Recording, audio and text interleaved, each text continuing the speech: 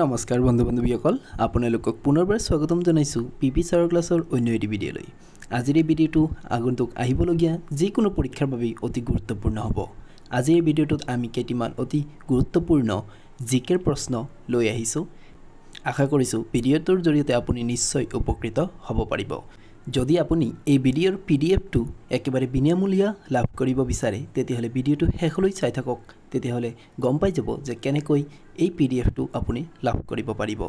আজিৰ প্ৰথমটো প্ৰশ্ন হৈছে 1 number, Shanghai festival is organised in. Shanghai মহোৎসৱৰ আয়োজন ক'ত কৰা হয়? শুদ্ধ উত্তৰটো কি হ'ব যে সাংঘাই মহোৎসৱৰ আয়োজন ক'ত কৰা হয় সুধিছে। ইয়াৰ শুদ্ধ উত্তৰটো হৈছে অপশ্যন বি হৈছে কাৰেক্ট এনচাৰ, মণিপুৰ হৈছে শুদ্ধ উত্তৰ। মণিপুৰত সাংঘাই ফেষ্টিভেল অৰ্গেনাইজ কৰা হয়। তাৰপিছত 2 নম্বৰটো প্ৰশ্ন, গোৱাৰ আঞ্চলিক সংগীত কোনটো? Which of the regional music of Goa. গোৱাৰ আঞ্চলিক সংগীত কোনটো হয়? ইয়াতে অপশ্যন কেইটামান দিয়া আছে, ইয়াৰ ভিতৰত শুদ্ধ উত্তৰটো কি হ'ব?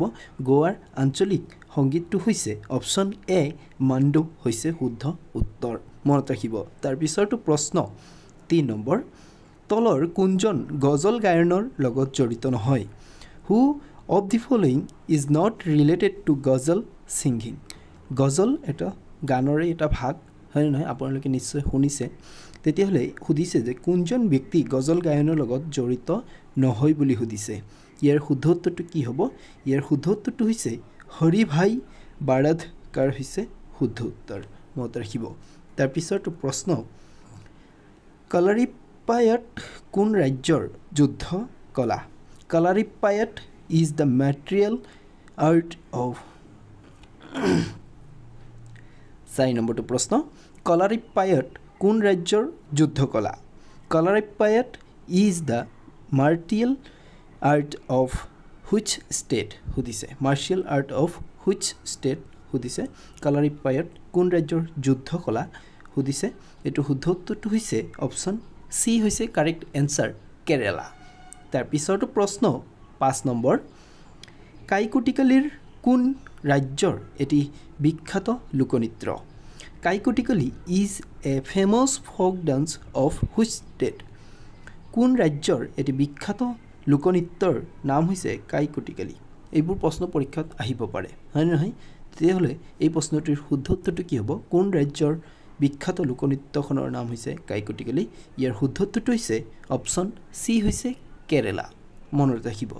বন্ধু বান্ধৱীসকল, আপুনি যদি পিডিএফটো লাভ কৰিব বিচাৰে তেতিয়াহ'লে ডেছক্ৰিপশ্যন বক্সত থকা টেলিগ্ৰাম চেনেলটোত আপুনি গৈ জইন হৈ লওক, আৰু টেলিগ্ৰাম চেনেলটোত আগন্তুক আহি থকা দিনবোৰত মই যি ভিডিঅ' ক্ৰিয়েট কৰিম তাৰেও পিডিএফসমূহ আপুনি বিনামূলীয়া লাভ কৰিব পাৰিব।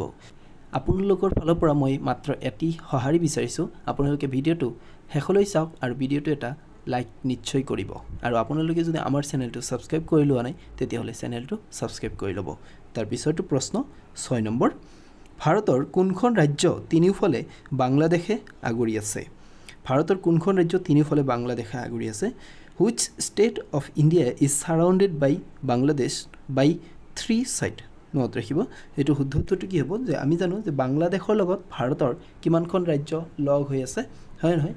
এইটো শুদ্ধ উত্তৰটো হৈছে বাংলাদেশৰ লগত ভাৰতৰ 5খন ৰাজ্য লগ হৈ আছে। এতিয়া এই 5খন ৰাজ্যৰ ভিতৰত কোনখন ৰাজ্য বাংলাদেশে তিনিওফালৰ পৰা আগুৰি আছে সেইটো সুধিছে। ইয়াৰ শুদ্ধ উত্তৰটো হ'ব অপশ্যন ডি হ'ব কাৰেক্ট এনচাৰ, ত্ৰিপুৰা। আপোনালোকে অসমৰ বা ভাৰতৰ মেপখনত গৈ চাব পাৰিব। তাৰপিছৰটো প্ৰশ্ন 7 নম্বৰ, বদ্ৰীনাথ মন্দিৰ তলৰ কোনখন নদীৰ পাৰত অৱস্থিত? Badrinath temple is situated on the bank of which of the following river. শুদ্ধ উত্তৰটো কি হ'ব? যে বদ্ৰীনাথ টেম্পল কোনখন নদীৰ পাৰত অৱস্থিত? ইয়াৰ শুদ্ধ উত্তৰটো হৈছে অপশ্যন এ হৈছে কাৰেক্ট এনচাৰ, বদ্ৰীনাথ মন্দিৰ কি হৈছে অলকানন্দা নদীৰ পাৰত অৱস্থিত। আৰু বদ্ৰীনাথ টেম্পলক কি বুলি জনা যায়? বদ্ৰী নাৰায়ণ টেম্পল বুলিও জনা যায়, আৰু এইটো উত্তৰাখণ্ডত অৱস্থিত, মনত ৰাখিব। তাৰপিছৰটো প্ৰশ্ন 8 নম্বৰ, জুলছ ৰিমেট ট্ৰফি তলৰ কোনটো খেলৰ লগত জড়িত? জুলছ ৰিমেট ট্ৰফি কোনটো খেলৰ লগত জড়িত সুধিছে। ইয়াৰ শুদ্ধ উত্তৰটো হ'ব অপশ্যন চি, ফুটবল হৈছে ইয়াৰ শুদ্ধ উত্তৰ। তাৰপিছৰটো প্ৰশ্ন 9 নম্বৰ, প্ৰথম গ্ৰীষ্মকালীন অলিম্পিক ক'ত অনুষ্ঠিত হৈছিল? Where where the first summer Olympics held? ইয়াৰ শুদ্ধ উত্তৰটো কি হ'ব যে প্ৰথম গ্ৰীষ্মকালীন অলিম্পিক ক'ত অনুষ্ঠিত হৈছিল? এইটোৰ শুদ্ধ উত্তৰটো হ'ব তাৰ আগতে আপোনালোকে কমেণ্ট কৰি জনাওক যে বৰ্তমানৰ অলিম্পিক কোন দেশে কণ্ডাক্ট কৰিছে, আচলতে কোন দেশত বৰ্তমানৰ অলিম্পিক চলি আছে। আপোনালোকে এইটো কমেণ্ট কৰি জনাব আৰু লগতে সেই দেশখনৰ ৰাজধানীটোৰ নাম কি। তাৰপিছতো অৰ্থাৎ এই প্ৰশ্নটোৰ এনচাৰটো যদি চাব যাওঁ, এই প্ৰশ্নটোৰ শুদ্ধ উত্তৰটো হ'ব অপশ্যন এ হ'ব কাৰেক্ট এনচাৰ, গ্ৰীচ দেশত। গ্ৰীচ দেশৰ এথেন্সত আচলতে প্ৰথমখন ছামাৰ অলিম্পিক অনুষ্ঠিত হৈছিল। কিমান চনত? 1896 চনত এইখন অনুষ্ঠানত 1896 চনত এইখন অনুষ্ঠিত কৰা হৈছিল, মনত ৰাখিব। তাৰপিছতো প্ৰশ্ন 10 নম্বৰ, প্ৰথমে কেতিয়া বিশ্বকাপ ফুটবল খেল অনুষ্ঠিত হৈছিল? When was the first football world cup held? সেইটো মনত ৰাখিব যে কিমান চনত প্ৰথম ফুটবল বিশ্বকাপ অনুষ্ঠিত হৈছিল। সেইটোৰ শুদ্ধ উত্তৰটো হৈছে অপশ্যন ডি হৈছে কাৰেক্ট এনচাৰ, 1930 চনত। তাৰপিছতো প্ৰশ্ন 11 নম্বৰ, কোনখন খেলৰ প্ৰতিযোগিতাক গ্ৰেণ্ড পিক্স ছুপাৰ ছিৰিজ বুলি জনা যায়? Which sport tournament is known as Grand Prix Super Series? এইটোৰ শুদ্ধ উত্তৰটো কি হ'ব? ইয়াৰ শুদ্ধ উত্তৰটো হৈছে অপশ্যন এ, টেনিছ হৈছে শুদ্ধ উত্তৰ। তাৰপিছৰটো প্ৰশ্ন 12 নম্বৰ, এজন ব্যক্তি কিমান বাৰৰ বাবে ভাৰতৰ ৰাষ্ট্ৰপতি হ'ব পাৰে? For how many times a person can be president of India? কিমান বাৰ আচলতে ভাৰতৰ ৰাষ্ট্ৰপতি হ'ব পাৰে সুধিছে এজন ব্যক্তি।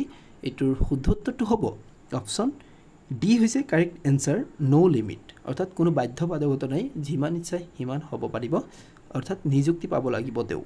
আৰু আপোনালোকে নিশ্চয় জানে যে আমাৰ দেশৰ ৰাষ্ট্ৰপতি হ'বৰ বাবে তেওঁৰ ন্যূনতম বয়স 35 বছৰ হ'ব লাগিব। তাৰপিছতো প্ৰশ্ন 13 নম্বৰ, ভাৰতৰ সংবিধান দিৱস কেতিয়া পালন কৰা হয়? When is the Constitution Day celebrated in India? ভাৰতৰ সংবিধান দিৱস কেতিয়া পালন কৰা হয় সুধিছে। ইয়াৰ শুদ্ধ উত্তৰটো হ'ব অপশ্যন বি হৈছে কাৰেক্ট এনচাৰ, 26 নৱেম্বৰৰ দিনা ভাৰতৰ সংবিধান দিৱস পালন কৰা হয়। তাৰপিছতো প্ৰশ্ন 14 নম্বৰ, লোকটক হ্ৰদ কোনখন ৰাজ্যত অৱস্থিত? In which state is Loktak lake situated? এইটোৰ শুদ্ধ উত্তৰটো কি হ'ব যে লোকটক হ্ৰদ কোনখন ৰাজ্যত অৱস্থিত?